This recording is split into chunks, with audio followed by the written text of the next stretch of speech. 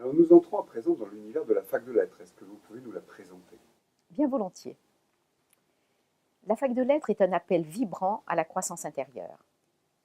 Cet appel qui a tant résonné en moi, me donnant le courage de faire le chemin des profondeurs, jonché de fleurs et d'épines. La nature nous l'enseigne, les deux vont de pair et ne peuvent être dissociés. La fac de lettres est un lieu de rencontre avec soi, un retour à l'essentiel, notre essence, l'être. Elle est chemin de vie, de vérité et de délivrance de l'être trop souvent prisonnier des dictats de la petite personne et de la société. Elle est en quelque sorte un guide de voyage, intérieur celui-ci, qui invite au « va vers toi », par l'exploration de sa terre intérieure, avec à la clé l'ouverture du cœur et de l'esprit, menant à la découverte du sens de sa vie et de la vie. Un guide à utiliser selon les besoins, les envies et les humeurs, à la bonne heure pour chacun et chacune. Une aide aussi, et peut-être surtout, lors des traversées difficiles. Il s'agit du premier tome d'un ouvrage que j'ai intitulé « De la fac de lettres au bon argent » et qui témoigne de mon expérience de vie, tant au royaume de lettres qu'au pays de l'argent. À l'université, les facultés enseignent un savoir. La fac de lettres, quant à elle, n'enseigne pas, mais offre une feuille de route à la personne en quête de sens et de vérité, sa vérité. Personne ne peut rien te révéler qui ne soit déjà présent, à demi endormi, dans le clair-obscur de ta conscience, nous dit l'illustre sage soufi Khalil Gibran. Tout un univers intérieur avec ses autoroutes, ses lignes droites, ses courbes, ses virages dont certains serrés, mais aussi ses chemins de traverse, ses traversées ombragées, fréquentées par quelques personnages dont certains encombrants, avec pour seule destination un petit coin de paradis, l'être dans son accomplissement et sa plénitude. C'est ce dont témoigne la fac de lettres à la lumière d'une expérience de vie de 30 ans, la mienne.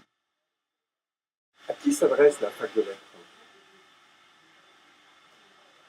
La fac de lettres s'adresse essentiellement à la jeunesse, notre jeunesse, tellement malmenée, en ces temps de grande confusion et de non-sens. Après Génération sacrifiée, Génération Bataclan, voilà que l'on vient lui annoncer l'effondrement ou la fin du monde, prévu de son vivant ou celui de ses enfants. Je n'ai d'autre ambition que de semer, pour cette jeunesse que j'affectionne, quelques bonnes graines en témoignant de mon chemin de vie porteur de sens, de connaissance et d'espérance. Bien entendu, la fac de lettres ne s'adresse pas qu'aux jeunes. L'être n'a pas d'âge, il ne connaît pas l'horloge humaine. La fac de lettres peut ainsi intéresser toute personne en quête de sens et de mieux-être dans un monde destructeur pour nos petites personnes, petites sans connotation péjorative, je précise, il s'agit simplement de différencier la personne de l'être qui la contient tout en dépassant largement ses contours. Pouvez-vous nous dire à présent pourquoi vous avez choisi de diffuser votre ouvrage via le net? La fac de lettres peut être une fin en soi, un livre tout simplement, mais elle peut tout aussi bien être un commencement, en devenant un lieu d'échange et de rencontre entre personnes ayant pour dénominateur commun le désir de s'accomplir par la croissance intérieure. Ceci est très important. Il m'a semblé par ailleurs que l'ouvrage gagnerait à s'enrichir d'un espace de dialogue destiné à une meilleure compréhension du texte. Pas toujours facile de comprendre et surtout d'entendre ce qui se vit dans l'au-dedans.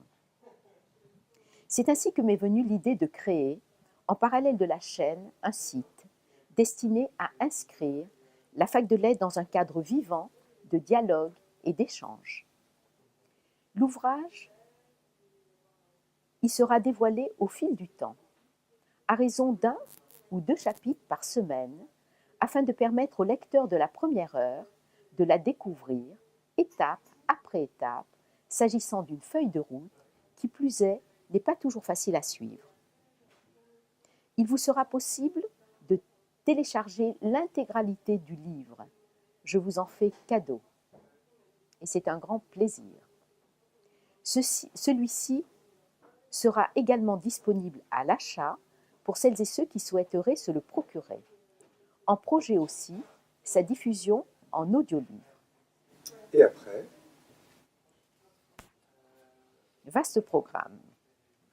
Après la fac de lettres, place au bon argent, avec un deuxième tome consacré à l'argent, dont j'ai fait mon métier et qu'il m'a fallu convertir jour après jour afin de le mettre en harmonie avec ce qui se transformait à l'intérieur.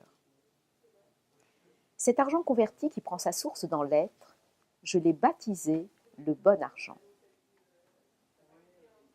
Je disais précédemment qu'aucun meilleur ne sera possible sans un retournement radical de l'argent roi au plein pouvoir. Et je parlerai ici de l'unique voie qui permettrait, selon moi, de le faire déchoir de son trône. Celle de donner envie aux individus qui en ont fait un roi de s'en libérer par la prise de conscience de la portée de leurs actes, ainsi que la recherche de nouvelles sources de richesse, intérieures celles-ci, impliquant une redéfinition radicale de la valeur de l'argent, sans valeur précisément chaque fois que la planète et l'humain se trouvent bafoués dans leurs droits les plus fondamentaux.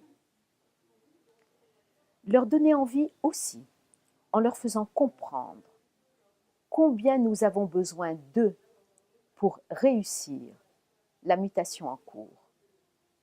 La face de la Terre changerait s'ils acceptaient de changer la face de leur argent en suivant la voie libératrice prônée par le bon argent, dont je dis qu'il est l'argent libre qui libère, à commencer par eux-mêmes, souvent enfermés dans les prisons dorées de l'avoir et du toujours plus. Là est leur véritable pouvoir, et il est grand, puissent-ils l'entendre. C'est alors que tous les espoirs seront permis pour sortir du chaos et permettre à notre humanité d'entreprendre son chemin de résilience pour le plus grand bonheur de la planète et de ses habitants, à commencer par leurs enfants. Nous rêvons toutes et tous d'un monde de paix et d'amour. Construisons-le d'abord en nous, et l'extérieur se transformera selon nos désirs. C'est la loi des correspondances, je peux en témoigner, c'est du vécu au quotidien. Le paradis sur terre n'est pas, il se gagne. Et cela commence par l'incontournable connaissance de soi, pour qui veut découvrir sa véritable nature, élevée à sa dimension de conscience et d'amour.